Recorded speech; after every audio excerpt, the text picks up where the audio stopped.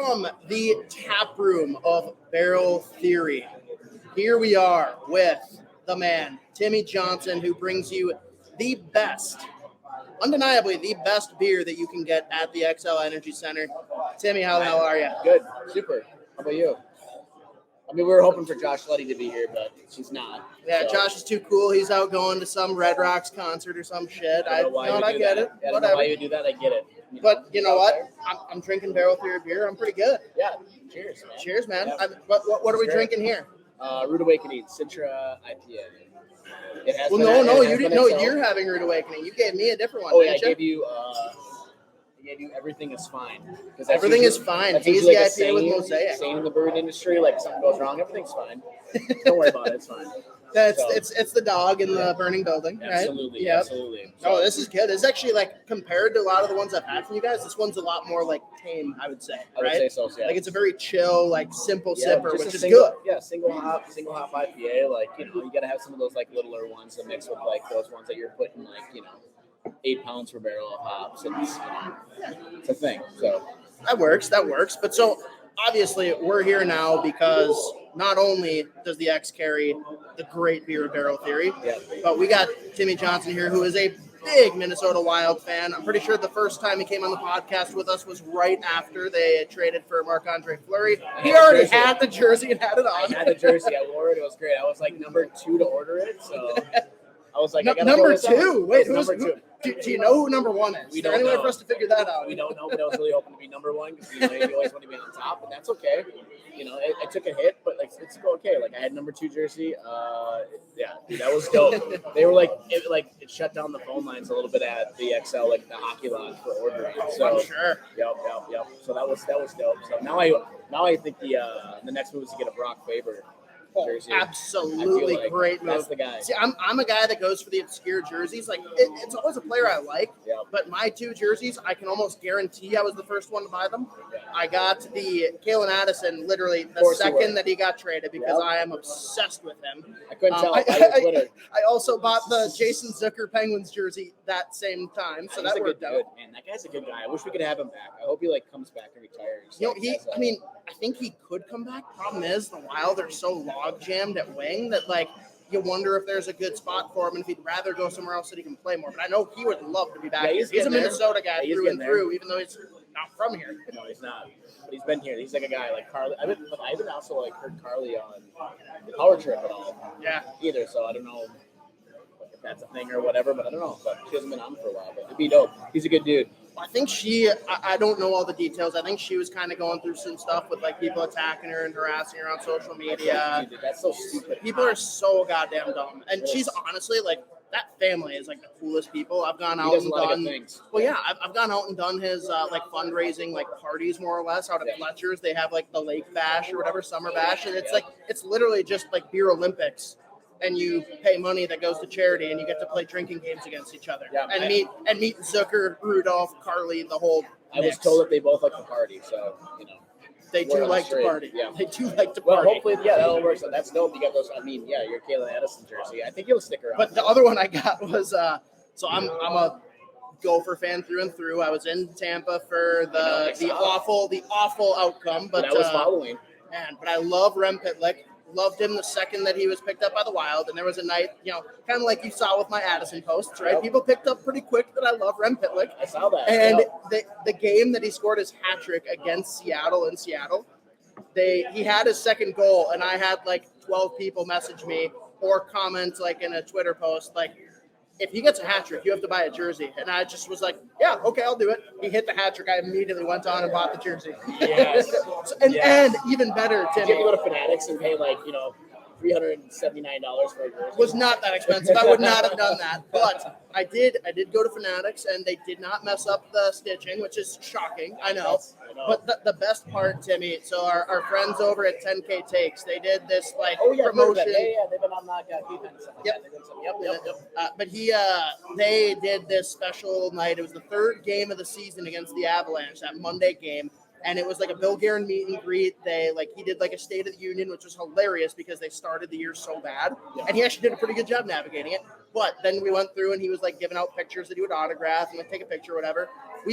intentionally situated ourselves towards the back of the line. Yeah. My wife was wearing my Pitlick jersey, and I'm like, he broke my heart when he waved around. Like, can you sign the jersey and apologize? He's like, I got this. And it literally says, I'm sorry I waved around, and then he signed it. That is It's so awesome. That is so good. And I'm probably going to have to get him to sign my Addison jersey after this summer when he probably trades him away. So there's that. I hope not, but yeah, he's been up and down. He's been, in the lineup, off the lineup, it's a thing. So for sure. But so before we get too deep into the playoff preview aspect of this, because that's obviously the biggest piece of it, we got to talk for a second about what's going on at Barrel Theory, though, because I feel like there's a lot that's been in the works, and unless you are closely following on Facebook or Instagram, you probably really aren't in the know. So first, what the hell is this here in front of us? These buttes, that is a knockoff of a Titleist Pro V1 golf ball on that can. That is a Shooter McGavin. So we haven't been able to do 16-ounce cans. We don't have a huge brewery. We don't have a lot of room. So we decided to have Fair State Brewing Company brew our beer to our specs. The beautiful thing about that is I know a lot of people talk a lot of things about having someone else brew your beer. It can be different, and that is true. That is a thing. Because a lot of times when someone else brews your beer, they're not close to you. Well, turns out Fair State makes very good beer. They also have the same. Ever heard of them? I've heard of them once or twice. I've had one or two of their beers at least. They have the same water source as us. They also have brewed some pretty shredder hazy IPAs as well. So we were kind of talking. They had some room to brew some of our beers, so they brewed our exact recipes. Literally exact. Maybe just a slight change of this, that, and the other thing. But you're doing a great job. So. We had them do that, and we're doing raindrops as well, and then probably a couple other brands. But we're also going to be starting canning here. I bought another steamer to do that stuff here, so we're getting into the 16-ounce can game. Love that. I mean, obviously forever people have talked about not just the great beer names, which I think we spent a half hour the first time he came on with us just talking about how great beer names are. And people are like, "What's the meaning behind that?" I don't know. It's pop culture. But your can designs have always just been next level as well. And this, while very tame compared to your other ones, it's so perfect and fitting that you got the golf ball dimples for the Shooter McGavin. They actually look like golf ball dimples. At first I looked at it and I'm like, this is going to be dumb. And then once I got into a can, I'm like, holy crap, they look like an actual dimple on a golf ball. So, gold jacket, green jacket, who gives a shit? Yeah, dude, I hope we get retweeted by him. We'll see about that. It's a good beer, Citra Double IPA. I will tag him in anything that I post this with. We'll see what happens. I think Xcel is going to potentially, we've been talking to them about carrying some 4-packs of this beer for the craft beer corner they have. I know they have Mana StreamYard there. Nice. A couple other craft options and cans available there as well. So we're looking to do that. We'll see what happens. But yeah, so we're getting into the 16-ounce can game, which people have yelled at us for a while because the crawler is sometimes too big. It ain't the best format, but it's the only format we can do. So. No, for sure. And it's at least a way to get it out there. But I'm like that too. For a while, I still was drinking the crawlers because I wanted your beer, right? Yeah. But I definitely I'd rather have a 4-pack where I can have 1 or 2 of them and then save the rest. And Nick Letty broke my brain when he taught me how to actually pour a crawler. Yeah, they pour from the backside. I never did that. He's like, why are you pouring it that way? I'm like, that's how you pour a beer. He's like, no, it's not. And then he turns it and does that. I'm like, what is this witchcraft? I'm telling you. But no, so that's great. So everyone, obviously be on the look. It's going to come out slow, but there's going to be a lot more coming here. Awesome 4-packs. I'm happy about it. And hey, hopefully you're going to see some more in the X, whether it's this year or this coming season. Doesn't matter, but let's talk about what we're going to see in the X, right? Yes. Everyone knows if they follow me, every time I go to a game, which we split a quarter, we get a quarter of a season ticket package, me and my buddy. Yeah. So I go to anywhere from 8 to 10 games every year. First stop is section roughly 105, 106 to get whatever the current crawler is from Barrel Theory. Just first, how did that even start? How did you get that foothold? The thing with the X started where we got approached by Ryan. That's a guy that kind of helps run a lot of the concessions there during all the I don't know. I should say concessions, all the restaurants and stuff like that. He's a big part of making that thing run during wild games, concerts, all that stuff. He kind of approached us about bringing in our beer. He wanted, I think, to bring in some like local stuff. So we ended up putting raindrops kegs at first, and then he's like, "Well, can we do crawlers at some of our places, or at least one?" So she's like, "There was one place." I'm like, "Yeah, we can do like whatever crawlers." I'm like, "Dude, are they gonna sell during a hockey game, during whatever?" I'm like, "Let's go." So he did, dude. So we put crawlers. I'll tell you right now. Dude. Dude. Every person I walk by, like I'll grab it and we'll just like do the lap back to our seats because it's close if we go back the other way. We're like, no, let's do the full walk. I have at least 6 people every time that I can just like hear in the background. They're like, oh my God, what's that giant beer he got? Where do we find that? It looks like it's kind of like when people go to beer fest and they see like a bright blue beer or a super pink one. Where did you get that? But that is the perfect utilization for a crowler because like again, like I'm not gonna like I don't want to drink half of it and then put it back in my fridge. If I'm at a hockey game and I'm looking to get a little like I'm not looking to get too messed up, but I'm looking to have a good time. Yeah. Give me one of those to prime me for pretty much the whole game. That gets me through the first period, and then I can just kind of coast the rest of the way. It's perfect. Yep. And so we started putting them in there, and then they were like selling. We're like, okay, this is dope. So we ended up doing that, and then the end of last year for the playoffs, we did dollar bill thrills. Dollar bill thrill, yeah. Dollar bill thrill. We had to like didn't want to infringe. We had to walk the line, and lines need to be walked sometimes in a lot of places, and that's cool. That's fun. That beer went over very good. We're gonna do that same beer this year. That's awesome. That can label's so cool. How it's like it's the holographic, but it looks like it's ice that's been skated on. Like that's right in my wheelhouse. No one can actually tell, but my logo that I use on all my social. Like it's actually like ice that's been carved into. Like everyone thinks it's just like a really light blue or a light gray, but it like actually if you like zoom in, it's got the cuts and stuff. But it is super dope. That can's awesome. Super dope. We're also gonna do a let's hope we'll talk about this more and make it out of the first round for Minnesota. So I'm hoping for the best, or I'm preparing for the worst, hoping for the best. They get out of the first round. Maybe Game 7, or I should say Game 6, because Game 7 will be in Dallas. Sure. We'll have a Marc-Andre Fleury label can that we're going to do going forward for the rest of the playoffs, but we'll see. Nice. Because I feel like Gustav is going to be the goalie, and Fleury might have to save us if it gets deep. If we get deep, we'll see. Well, so here's the question though, like. Gustafsson. Do you want Gustafsson? Do you want Gustafsson game 1 or do you want Fleury game 1? It's going to be Gustafsson. I didn't ask that. I asked what you want. Fleury's very good. I feel like Fleury is very good, but he plays a different style of goalie. Very different. I know, like, he's tried and true. He's won the Vezinas. He's won multiple Stanley Cups, but like. Oh, hang on though. We got to talk about that. Did you get that? Did you get that in the label for me? Gustav Nyquist. That's what I was thinking about. That works. Yes. But no, did you work my request into the label? I know you said you were gonna, but I'm sure you forgot.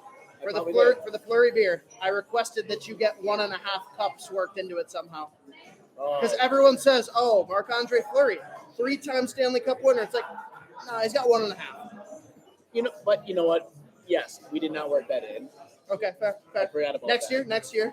Hold me to it. Yeah, he's got a 2-year contract. That's right. He's got 1 more year. The label's pretty dope. I think it's like called Le Fleur, because he likes to talk Israel, I guess, in English and then in French. So we named it that. Yeah, Gustafsson should get it. We're gonna need that.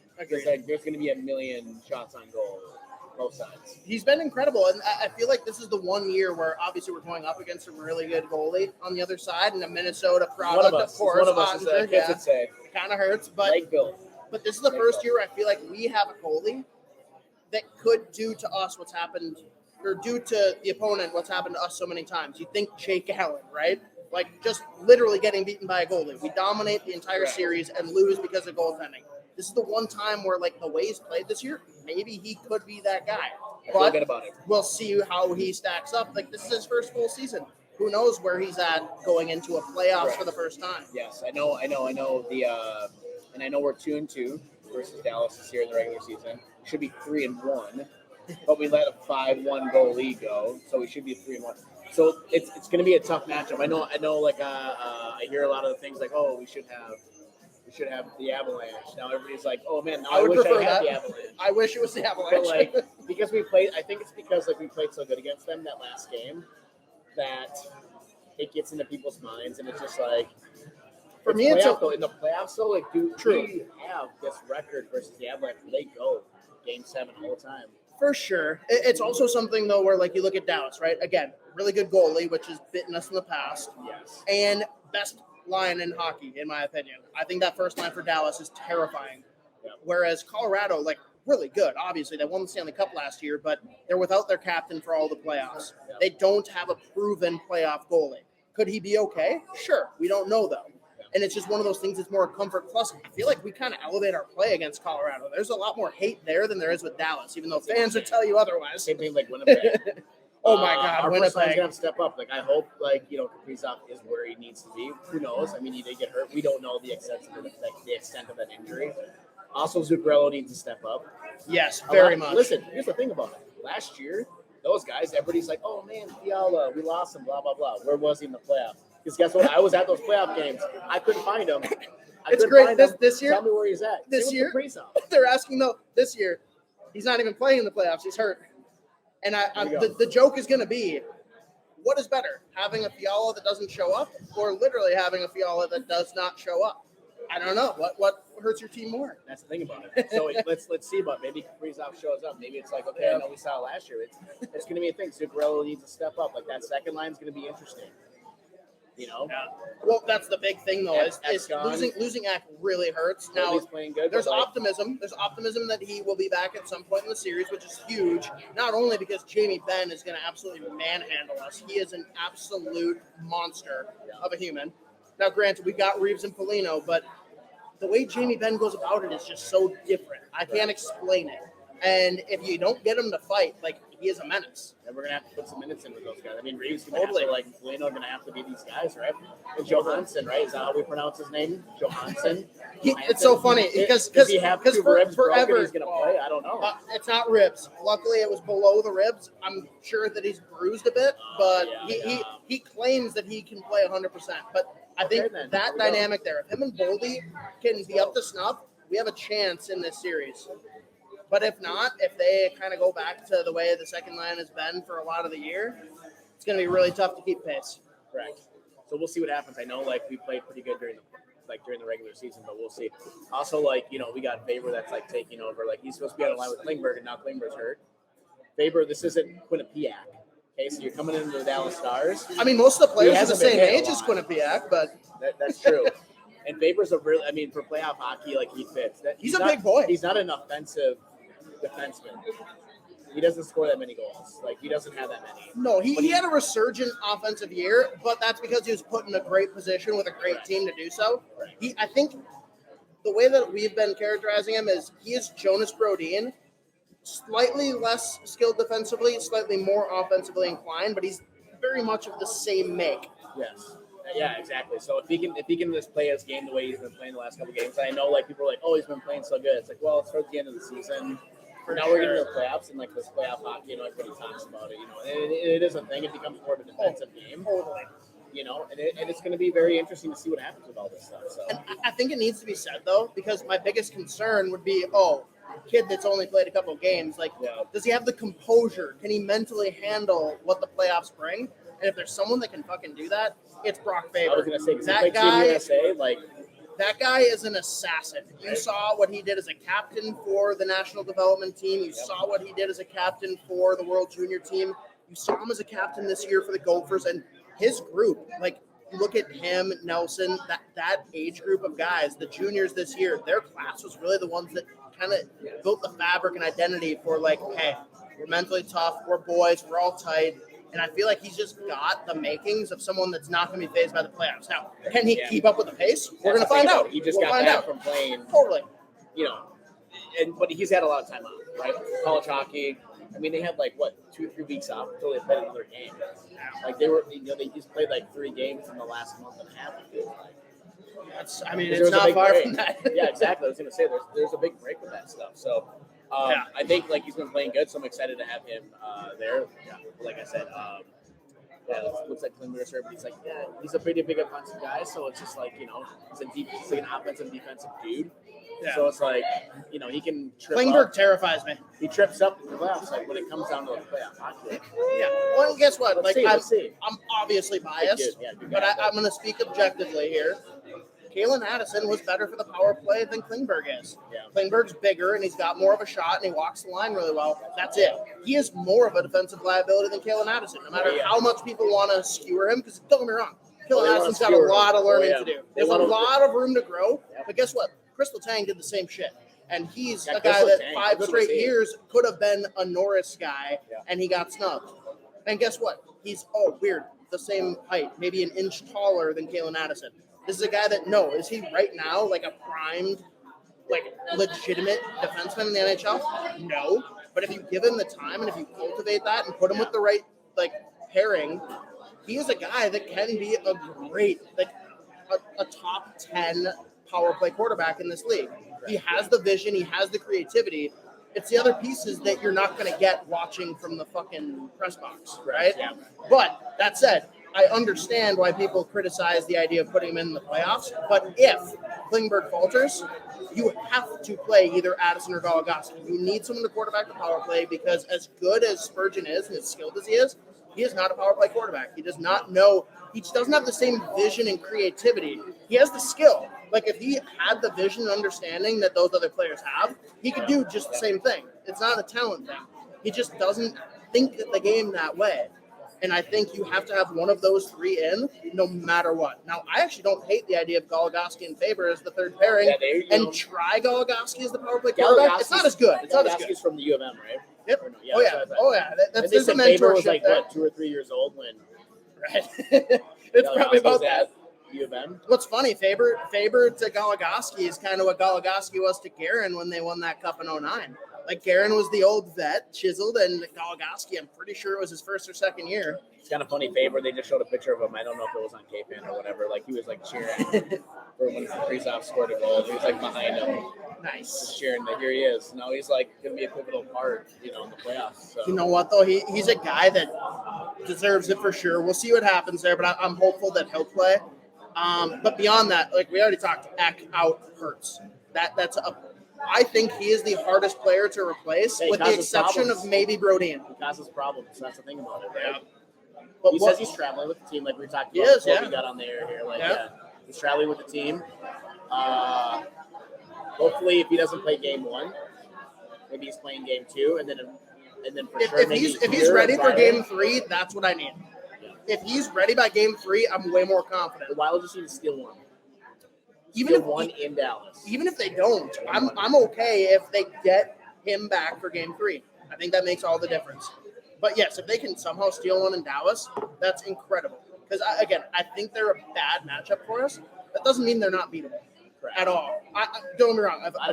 If I'm being objective in this, Dallas is winning the series. But I think my biggest concern isn't even on the ice. My bigger concern is Dean Evison. And I think, so I've said this many times, I think that he is a guy that was pivotal to get the team to where they are right now. With Bill Guerin's whole directive to really instill better culture, right? Parisi, Suter, they got bought out because of the toxicity that they brought into the locker room. And I think that Evison has really empowered the players. I think he knows what buttons to push. I think he knows how to manage the locker room and the personalities. Yeah. I haven't seen the actual X's and O's yet come into play. I don't think he knows how to manage the game, and that's not fair. It's not that I don't think he can. He hasn't shown it yet. Yeah. And he's a guy that, just like last year with Andrew Brunette, people were shocked that he didn't get an extension with the Florida Panthers. He literally copied and pasted exactly what Quenneville did, and it carried him through the regular season because, you're winning 7-5 every game. Yeah, but as soon as someone has a game plan for you, like Tampa did, you get swept because he makes 0 adjustments. And guess what happened last year against the Blues? We came out strong for 2 games. Ruby made adjustments, and they bludgeoned us, and Dean never counterpunched. He just said, no, this is work for us. We'll keep doing it. No. This year, I'm not even grading it necessarily on win the first round or not win the first round. Yeah. I want to see Dean Evison shift focus and find a new strategy when things don't work.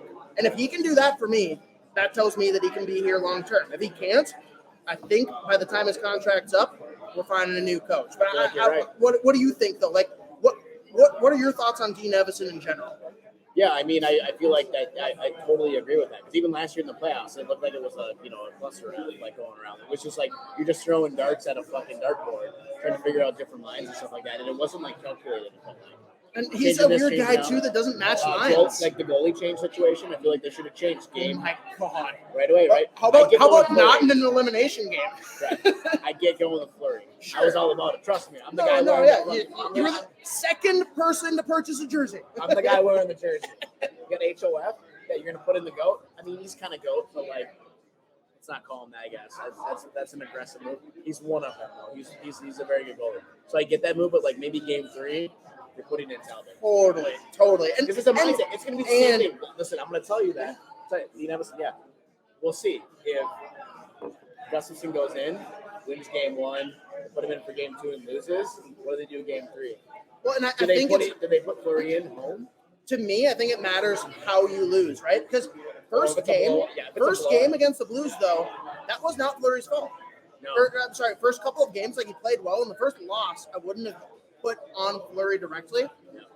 But you waited until there were 3 losses stacked, and there were definitely times where it's like, yeah, you know what, Fleury wasn't the guy here.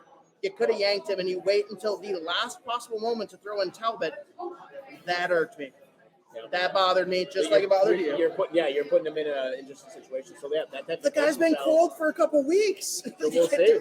We'll see. Yeah, I feel like that. Yeah, that's right. I mean, we're gonna see I know they have like the lines out. I was trying to look them up again to see what was going on with that. I mean, I think it's a normal line that's going on. But we'll see how he has to game manages, because I feel like last year his shit was just like, dude, you're switching up the lines like every single game, like big time. It's an interesting thing too, where last year though, the team played so well and exceeded expectations. Yeah. And I feel like Dean's like, oh yeah, we got the secret sauce. But they were coming Let's in just hot. Stick with it, right? Right. So but I almost think it's better. Now he's got to think more critically. He's got to make tweaks. He's got to think, okay, how do we overcome what's been going on lately? Whereas last year he's like, oh, we're riding the wave. Like, why would I make any changes? So things are awesome. So if he loses first round here, is Evanston gone next year? Or they just get a different? He's got 2 more years after this. He just got his extension. I think it depends how you lose. Again, like if they even if they lose in 5 or 6 and they're close games and he's doing the right things, I can accept him losing to what objectively is a better team. If they're like 2-1, 1-2s, right, 3-2. But again, if there's 0 adjustments made, 5-2, right? If there's no adjustments made, if he's got no grasp on things, yeah, maybe he's gone sooner for sure.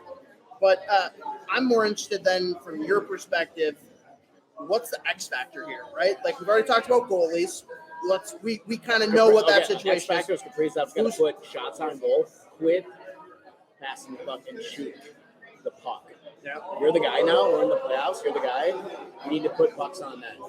Okay, he likes to. I've always said this. Like I know it's like you can debate it, whatever you want to do, but it seems like he doesn't. And I know other people that are smarter than me in the hockey game will say like, yeah, Kaprizov needs to shoot. He needs to shoot. He needs to shoot. That second line needs to stay up. If this first line can come out and be good, because we're gonna need to. This is Ottinger. Ottinger's he's gonna stop. Turns out he can stop the puck. Yeah, turns out he's okay at hockey. He's pretty good. He's going to stop some pucks. It's just like we're going to need to continuously put that pressure on. And the bigger thing is line matching too, right? Like if you can have 2 options, they got to pick. And the way Boldy and Johansson have looked, oh my goodness. Keep it up. Eck will come back. That dude played last year. Did he have an injury last year? I feel like that guy is constantly playing through an injury. I mean, he took like 103 mile per hour. Like, that guy was flexing the pine pretty bad. Yeah.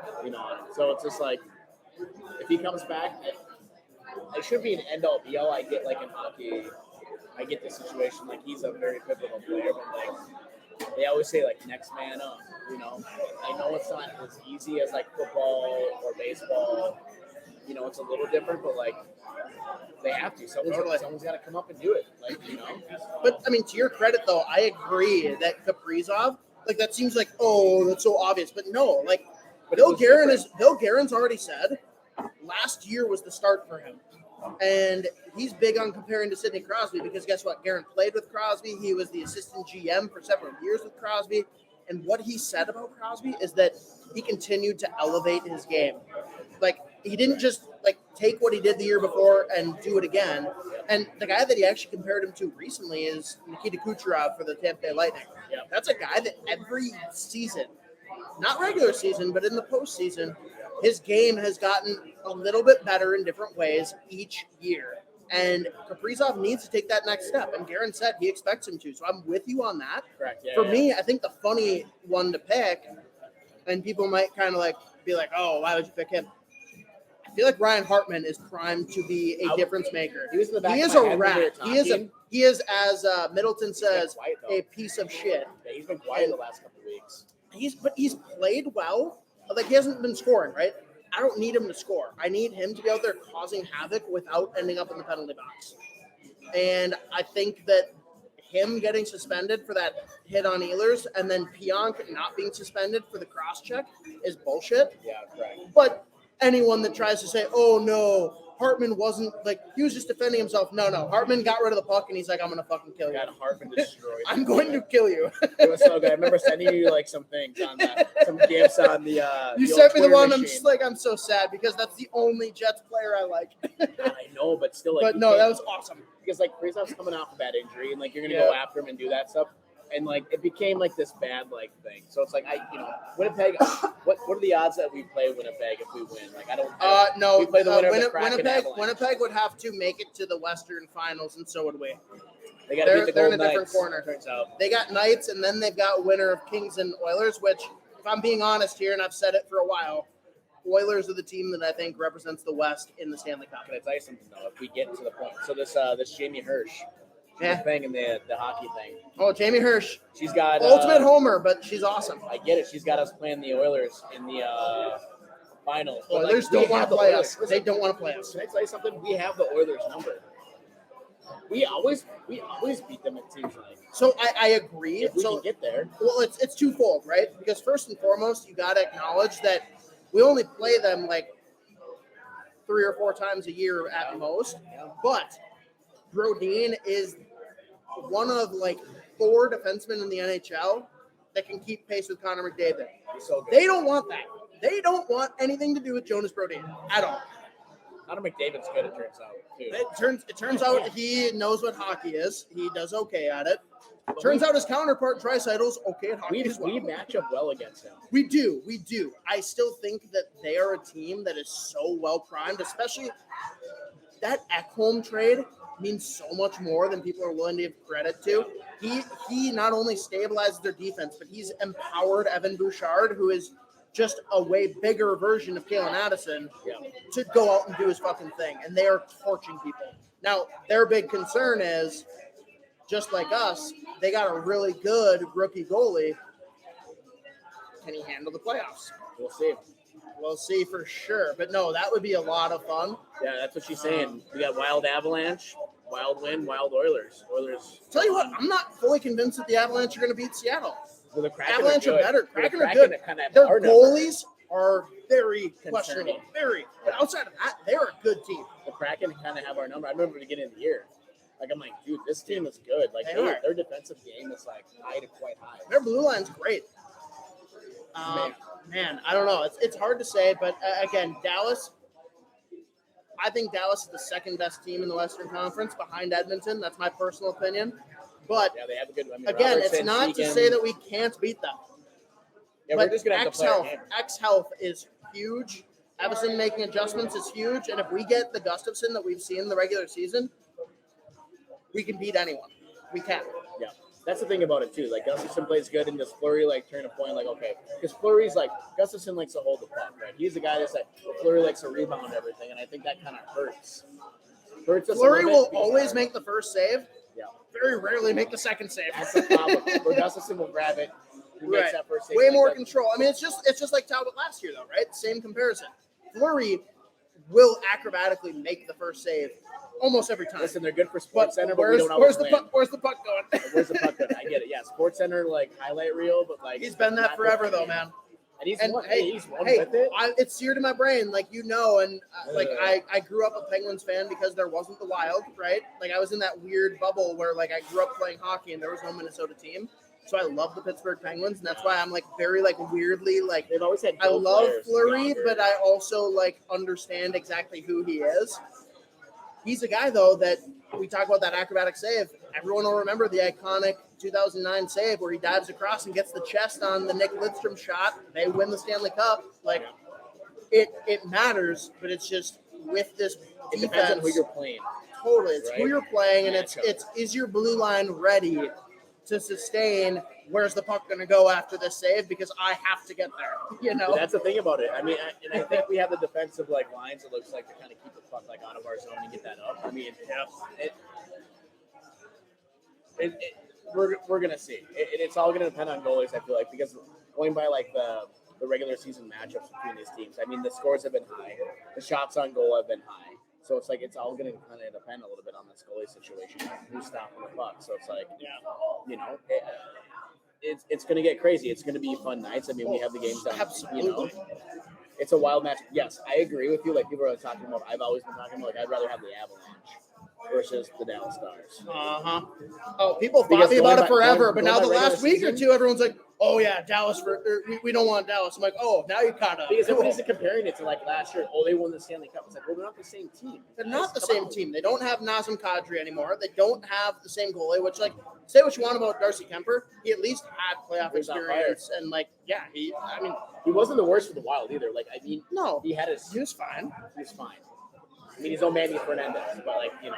Oh, Manny, taking me back. But I would say that the big thing then, before we get into final predictions, we got to talk what the hell is going on at Barrel Theory Friday and Sunday. Because we got Game 3 and Game 4 guaranteed. Big thing, 8:30 games. I know. No, 8:30 on Friday, 5:30 on Sunday. Okay, so 5:30 Sunday, which makes sense. 8:30 games, and a lot of people are upset about that, and that's fine.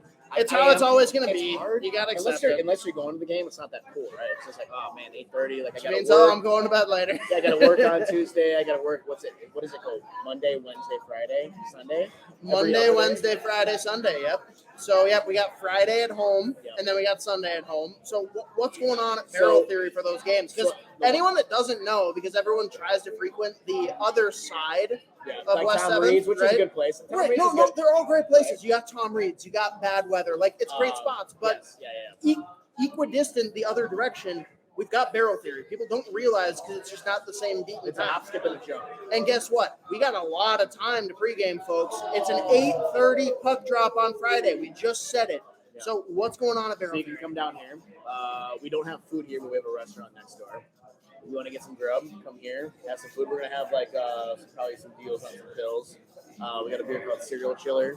Nice. Pour that into a tall glass. Like we got these, they're probably 20 ounces. We're going to, if any pour those things for you, they're probably like 20 ounce pour for $5. We got a lot of Haze, whatever you want to get. If you really want to get going pregame before the game, we have like a 10% triple IPA that you can mess around with, and that's fine.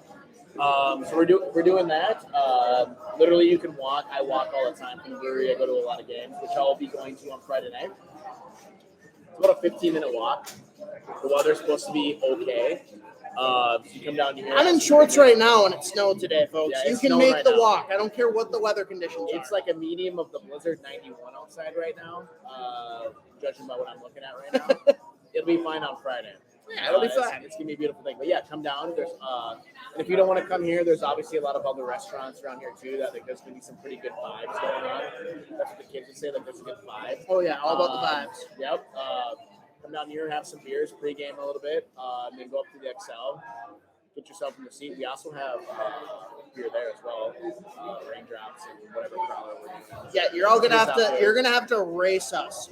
Timmy and I are both going to be there right when we get in the X, and we're getting one of the crawlers. Dude, I'm telling you, like, we got at the Xcel, $12 for a pint of raindrops. It's $1 cheaper than most other craft beers that are there. Won't name names, but like, yeah, we're $1 and it's cheaper. Only like $1 more than if you want to get a slightly larger non-craft beer. Dude, 20 ounce, I think a 20 ounce Mick Holden's like $10 or $11. Yeah, $10 or $11. So like, why would you not pay up to get a quality IPA craft beer? Yes. First off, everyone's like, well, it's smaller. Okay, but this is also going to get you a little bit more buzz. 7.5 versus 4. Listen, I mess around with the Mick Holdens too, or the Coors. Sure. I go up their club level. Man, I do club level tickets. I don't live that life. I'm not bougie like you. Listen.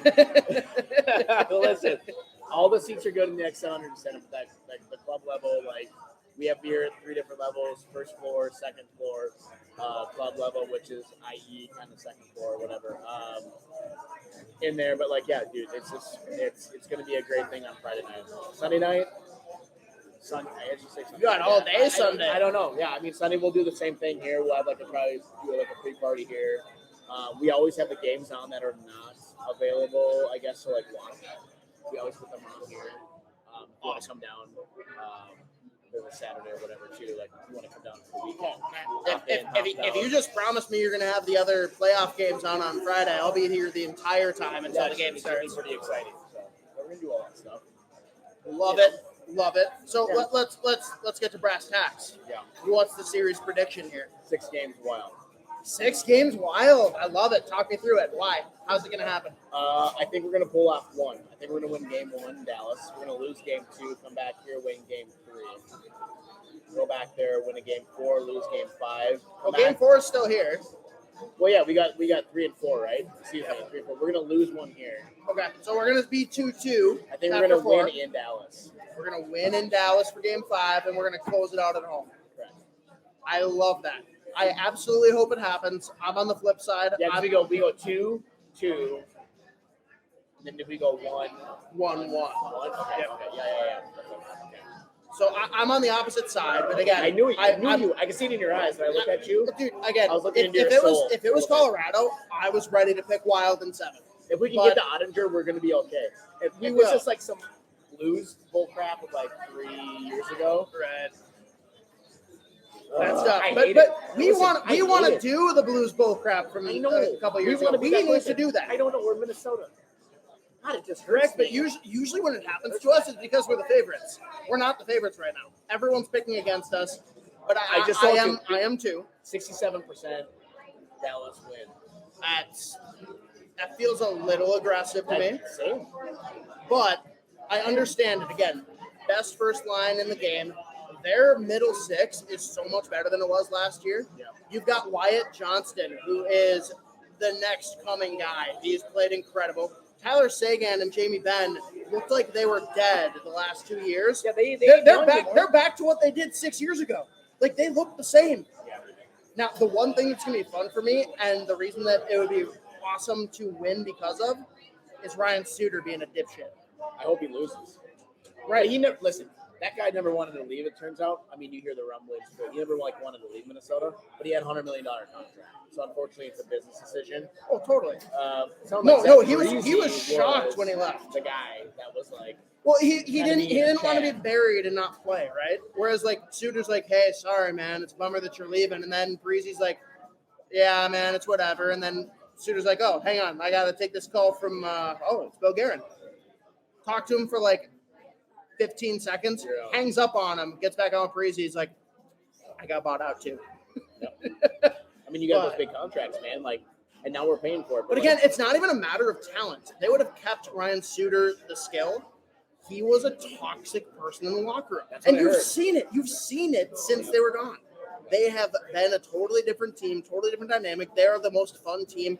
Even Ryan Reeves, who was like Captain Fun, said this is the most fun locker room he's been a part of. That says so much, and that's entirely because Breezy and Suter. And people don't want to hear it. Mikko Koivu falls in that bucket too. Dude, Mikko Koivu, don't get me started. We could go an hour on it. Yeah, I always felt like those 3 were the country club. Yeah, we put him on a pedestal because he was the captain. Because he was here for so long. Oh my! And again, I think he's a very solid player. I think the jersey retirement was us reaching. It was. Is Marian Gabourik's jersey retired? Are you kidding me? He was here less time. He wasn't here forever. Even though it's so fun. He started this. He was one of my pastimes is pointing out to Wild fans that Koivu did play for another team. We even bought Columbus third jersey because I think it's the second best jersey in the NHL. They're blue, cream, and that's got the cannon. Yep. I have that in a Koivu, and it makes people so upset that I have it. It's weird because I feel like Marian Gaborik went to the Kings. No, Gabbert went to the Rangers and then the Kings. Didn't he have like a pretty high scoring goal? Like, did he have like a 49 goal season, 48 goal season when he went to the Kings? I don't know for sure, but he won a couple with them, so good for him. I know he was. That's more than any Wild. We let him go. I don't know. Oh, we didn't let him go. He chose to leave. The Rangers basically came in and said, "We're going to give you a fuck ton of money, and you're coming here because New York's cooler than Minnesota." And he's like, "Okay." Dude, I get it. It's like that was the guy. What did we draft him? Like second or third? I feel like he was second or third. I can't remember. Third overall, 2000. Third, yep. But it's one of those things, man. Like, whatever. Like, I don't begrudge those that love Mikko Koivu. Like, it's fine. And I'm not mad that his jersey's up. I'll tell you what, his jersey being up there is better than the Wild fans #1 banner. That's a fucking joke. Yep. But he did. He has some pretty good. He left Minnesota, had a 42 goal season and a 41 goal season. Yep. The rest of them were fine. LA Kings 27. Anyways, I know we're getting off on a tangent. Yeah, but that's okay. That's okay. So I mean, before we wrap up things, I mean, we're on the same page. We think it's going to be a 6 or 7 game series. I feel like it will be. A lot of it's going to come down to, hey, who's healthy? What happens? Does Dean Evison have the coaching chops to get us through this? And does Gustafsson continue what he did in the regular season? Anything else, like, across the league in the playoffs that you want to hit on? Like, are there any series or any individual teams or players that you're like, when the Wild are playing, I want to watch? Do the Bruins get upset? Do they? Hey, I feel like when's the last time a President's Trophy team won the cup? I mean, who won it last? Like, who was it last year? Was it Florida? Yeah, dude, Florida. Dude, I remember watching those Florida Wild games. They'd do like 6-7. Florida was scoring all the goals. The Bruins get upset. I mean, Bruins set a record this year for a regular season. Guess what happened the last time someone set that regular season record? They got swept by the Columbus Blue Jackets. Was it the Capitol? No, it was Tampa. Was it Tampa? It was right before they went on their back-to-backs. They got swept by Columbus. That was the last year of Bobrovsky and Panarin, and it was humiliating for them. So people are talking there's a lot of chirping about the Rangers making a run. I don't think it's happening. Me personally. I know. Gosh, what are the other big? But that series will be fun, dude. Devils and Rangers paid handsomely to bolster up, and now one of them is going to be out. You've got the other one where it's Toronto and Tampa. One of them is going home, and they are great teams. Never count Tampa out. Never. And guess what? Me putting my Pittsburgh hat on, I want Toronto to lose in the first round because that means Dubas might get fired, and Pittsburgh's in the market for a good GM. And I think Kyle Dubas has done awesome things. Well, and he's been screwed by being up against awesome teams. You heard about the Bill Guerin chatter, right? Well, that got squashed immediately. Yeah, that was a thing. I heard him on the other day, like, you're going to go back to Pittsburgh and be their GM. Yeah, they already re-upped him. We're good. No, he's not leaving. No. You know. Well, it's so fortuitous, though, for the Wild. Like, Wild fans don't realize this because they just, know that we got Guerin and that was it. Literally, a couple months later, Rutherford retires, quote-unquote, out of nowhere, eventually goes to Vancouver. But if that happens a couple months sooner, Bill Guerin is the GM of the Pittsburgh Penguins, and the Minnesota Wild are in a completely different spot. Yeah, who knows where he'd be, right? Who fucking knows? I think Bill Guerin's made a lot of good moves. People shit all over him, and I don't get it. Hated their moves this year. Look at Johansson now. Look at him now. Tell you what, I hated the Johansson move, and I am so wrong. I did too. I am so wrong. But outside of that, I've loved his moves. The Klingberg, the Klingberg one I didn't like because it hurt Addison and it spit in his face, but he gave up a 4th-round pick for him. It's not a bad move. God, I wish you could get Addison on this podcast. I feel like, man, you're like the number one fan club. I think he's afraid though. I think he thinks I want to hook up with him or something. I don't know. It's not true. It's not true. No, but, I know. He might be worried. He's like, this guy is kind of creepy. Hey, listen, guy. I've asked. We're plugged in with a couple of the athletic guys, and I'm just like, I really need to know if he thinks I'm creepy or if he loves that I'm a big fan. I need to know which one it is. Does he know who I am? He's got to know who I am. But you make a little note. I don't know what's going to be. You just make an origami note. No. Are you a fan of Always Sunny in Philadelphia? I've seen the show a little bit, but there's one where Mac writes a letter to Chase Utley, and it's all about how Utley, from a kid, and he's like, I'd love to have a catch. I'd love that. I got to show you the letter after this because you'll hear that and be like, yes, this is the letter you should write to Caitlin Madison. Here you go. Oh, man. Okay, It's going to be an interesting playoffs, I feel like. It's going to be really fun. There's not a bad matchup across the board. I do think Boston could beat the absolute shit out of Florida. Outside of that, I don't think there's a bad matchup. All of them could be interesting. There's a lot of hate between Winnipeg and Vegas from when they played in the Western Conference Finals and Vegas beat them in their first year. Yeah, there was that and Vegas. that was the year that Winnipeg was primed. I thought they were for sure winning the cup. You heard about the Vegas flu. That's a thing that's out there. I think Vegas it happened flu. to the Wild. Dude, hey, guess what? The mullet flu is a thing too. Dude, Arizona. Man, I can't. Like the Vegas flu, like that was interesting. That guy came out and said that. I'm like, yeah, that makes sense. Oh, dude, if I visited Vegas as a pro, I'd probably go throw some money and have some fun. Hey, you're doing some drinks. You're there for 3 days. Like, right. Why not? I mean, that's the thing about it. Like this year, we haven't had it. Like, you know, people are like, oh, the Golden Knights. It's like, no, the Wild used to have the Golden Knights number, and then they won the Stanley Cups. It's like the Wild used to destroy them. Not destroy them, but I feel like Vegas does not want to play us. They don't like us. We're gonna see. Listen. As a Minnesota sports fan, I need to be. I need this whole juju to go away. Yeah. Right. I need this we need to get out of the first round. No, totally. The Timberwolves are in the playoffs. I don't expect. But again, I am in a weird spot because I've said it for years. Like Wild need to win in the first round. This is a weird year where if they play right and lose, I can accept it.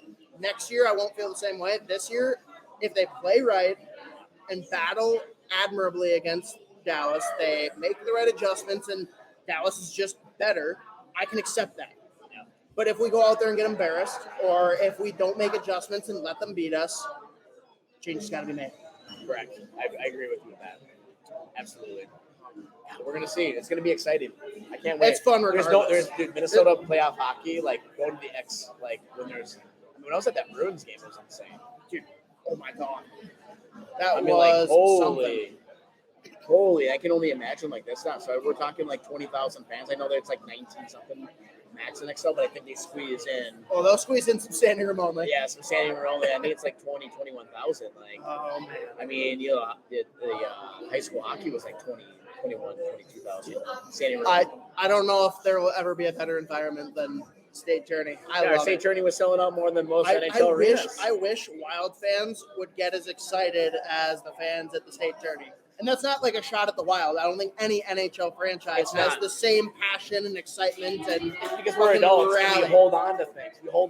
We're like, sure. We're going to lose it. That's also true. Right? That's what I'm saying in my head. I'm up there. I'm like, oh, I need another beer. Okay? Oh, they're going to lose it. It's they score. It's okay. It's going to be exciting. I can't wait for it. It's going to be great. You guys heard it here first. Blind optimism makes it more fun. I agree. 100%. Love it. Well, hey, Timmy, as always, incredible to be out here. Yeah, You're always a very gracious host to us. Everyone, get out here pregame for both Game 3 on Friday, Game 4 on Sunday, and we're counting on a Game 6, which would be, is that the third? Oh, no, it's the next Friday. It'll be next Friday. Friday, Sunday, Friday. Those are prime days. I'm there. Oh, the Friday games? Oh, yeah. So get out. Yeah. Barrel Theory, you have to get here to pregame, and whether or not you do that, your first stop, again, roughly 105, 106, the beer cart, you will get a crowler. You will be the happiest you've ever been in a Wild game. You'll take a picture. You'll tag both the podcast and Barrel Theory in it, and we will all rejoice. Go fucking Wild. Here we go. Thanks, Timmy. Bye.